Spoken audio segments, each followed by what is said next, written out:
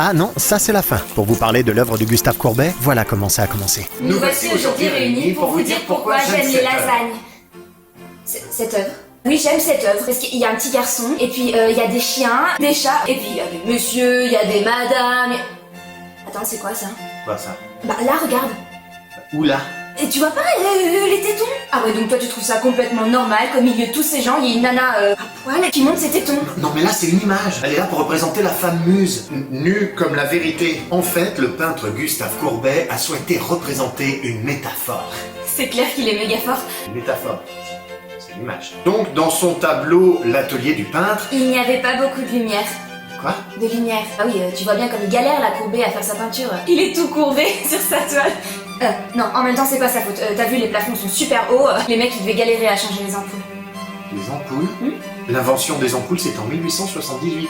D'ailleurs, un an après la mort de Gustave Courbet. Attends, comment tu sais ça toi? C'est ma mère qui m'a dit. Ok, il est né quand Gustave Courbet? En 1819. Ouais, ben peu importe, il manquait quand même vachement de lumière. Non, mais ça c'est juste une impression. Gustave Courbet avait pour habitude au préalable de peindre toutes ses toiles en noir et de revenir petit à petit vers des tons plus clairs. Peu importe, tu vois bien comme Baudelaire galère à lire son livre. Baudelaire? Est-ce que t'as vu Baudelaire toi? Là, tu vois bien, il est assis sur sa table. Et comment tu sais que c'est Baudelaire? Bah, à ton avis, t'en connais beaucoup des mecs à cette époque qui savaient lire des livres? Ouais, notamment certains présents sur la toile, Brouillard, Champfleury. Bref, comme je disais, l'allégorie de l'atelier du peintre... Attends, tu cherches à m'embrouiller? Je croyais que c'était une métaphore. Non, c'est la même chose. Une allégorie, c'est comme une métaphore, mais avec plusieurs images.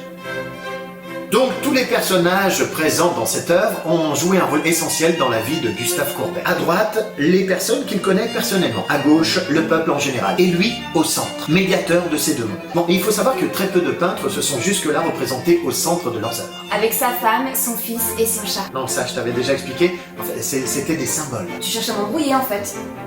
Tu changes de mot à chaque fois?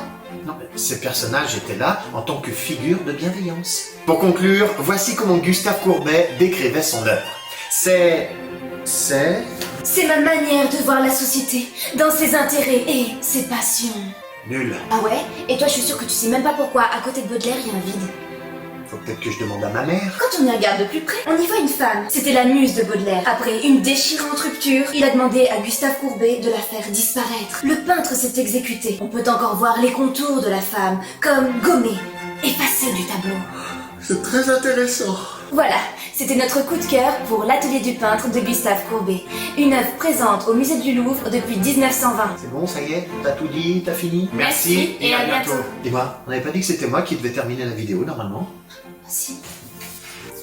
Voilà, ça c'est la fin. Ah, au fait, le tableau, il est au musée d'Orsay. C'est pas ce que m'a dit ta mère.